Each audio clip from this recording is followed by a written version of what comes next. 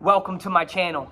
Today's video, I want to talk to you about how to unlock your true potential. And I want to start with a quote, and this is by the great and late Jim Rohn. And Jim Rohn in one of his talks said, "When death comes for me, I would rather be climbing up an old mountain than sliding down an old one. Because in life, everything is an uphill battle. It's forward motion. It's getting better and it's growing." So today I want to talk about the 5 tips that I believe can unlock your true potential to become a greater version of yourself, and it can start the moment you decide.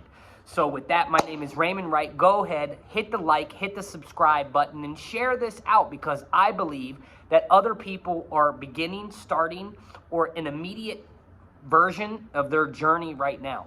So with that, let's get into this. Tip 1 is embrace your flaws.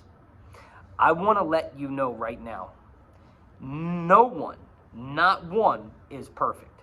Not one person has it all figured out.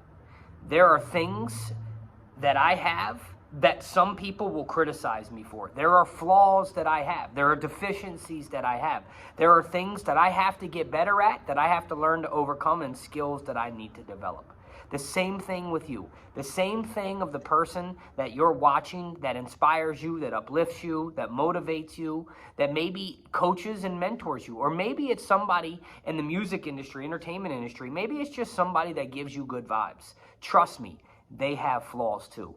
What separates the successful people who unlock their potential compared to the people who never really truly seek their true potential is they embrace the flaws that they have.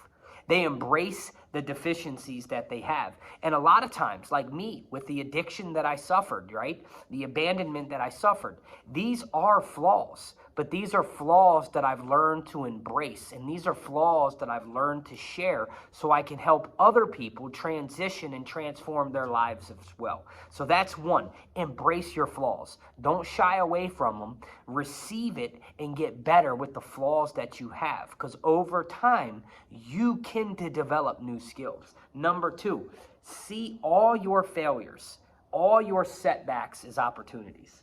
No matter what you're going through.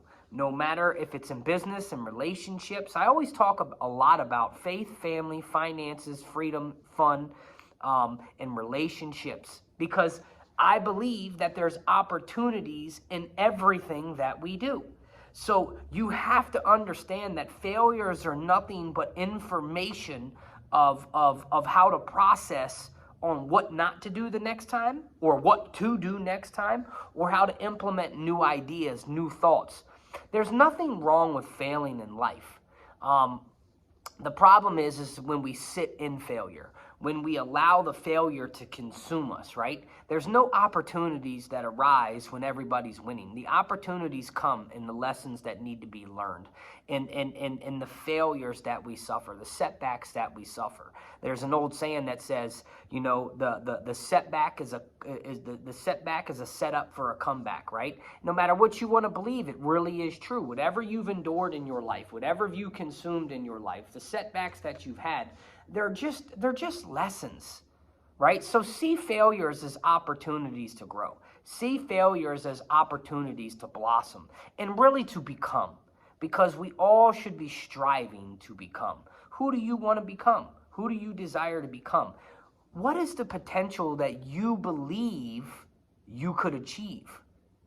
That's the opportunity, but you got to face the failure in order to get to that direction.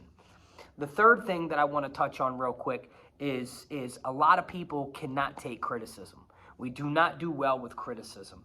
See, if you want to unlock your true potential, this is one of the critical tips. This is one of the critical skills that you're going to have to develop if you want to unlock the greatest potential inside of you.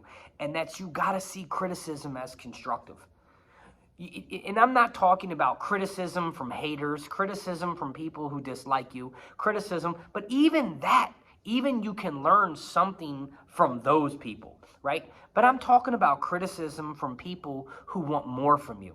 See, I will never put myself anymore, ever again, in relationships of people that don't stretch me, challenge me, and call me out on my BS. because the criticism that I'm getting is feedback for me to be better. It's constructive. But if you're around negative, toxic people and all they do is criticize you, you got a dream, you're criticized. You got a desire, you're criticized. You want to unlock your true potential, you're criticized. That's not constructive. Constructive criticism is taking the feedback from somebody who's seeing something in you, especially when you have a coach or a mentor, especially when you make a decision to go inside into the inner parts and do the healing and transformation. You got to be willing to take criticism, and you got to be able to construct it for a better you. Sit back and think, why is this person saying this to me? Who is this person in my life? Take that feedback and use it to build a better future, a better you, a better version of yourself. The fourth tip to unlocking your true potential, your greatest potential, is focus on growth over outcome. See, as human beings, and especially now with social media, with YouTube, with all these other social media platforms, we're in this instant gratification state. We want everything and we want it right now. And everything is at the tips of our fingers. And what you have to understand is the outcome is never going to go the way you had planned. See, when you're setting goals, I always tell a lot of my clients and a lot of my peers, is when you're setting goals, you're not necessarily going to hit your goal every time if it's a stretch goal. But it's creating a new, it's creating growth in you. It's pulling you in the direction of your desires. So I want you to understand, don't get so focused on the instant gratification. Don't think that you're going to set a goal. Don't think that you're going to build this relationship with this woman or this man or with this coach or this mentor, and that it's going to go exactly your way. No, it's a process. It's the journey, not the destination. So if you're building a business, you have to set business goals. But don't get so consumed by the outcome, because most of the time the outcome is not going to go the way you had planned. Have you ever seen the one of the picture where it says your plan, and your plan is going like in kind of just like a direct, right? And then it says like the actual plan, and it's going through the pit and the ditches and the wires and everything. That is life. If you are able to look back and reflect over your life, what are you going to see? You're going to see that there's so many ups and downs and peaks and valleys, and sometimes there's more valleys than peaks. But that's why you can't get consumed on the outcome. It's growth. Keep growing. Keep focused on the disciplines. Keep building the habits. Keep doing the things that you know you need to do so that you can eventually get the results you want. But detach yourself from the outcome. Detach yourself from what you think should happen. Detach yourself and start to get more involved in the process, in the growth, in the person, the man or the woman that you are becoming. And the last thing is this might hit somebody a little hard, but too many people have absolutely no grit. Too many people in life have no grit. So the fifth thing to unlocking your true potential, that desired potential in you, is you have to grow some grit. You have to grow some grit. I wrote it on the board, and the board says grit. Have courage and resolve. Strength and character. See, what you got to understand is character is about not just what you do when no one's watching, but it's the promises you make to yourself. It's the promises you actually keep to yourself. See, if you want to have strength and character, then what you say you're going to do, you need to do. You need to follow through with. You need to do whatever it takes to do what you say you're going to do, as long as it's moral, it's ethical, it's in right standing, it's the right thing to do. But most people who want more, most people with a growth mindset, they're good people, or they're bad people trying to be good. That's me, 2 hands up. I was a bad person who did a lot of dumb stuff based off to the environment and the upbringing that I was in. And then what I started to do was want better, want better for my children, want better for my community, want better for myself. But I had to grow some grit, which means I had to start working on the mindset. I had to start working on my potential, my goodness, my greatness, my abilities, my desires. You got to understand, when I got started, I did not like people.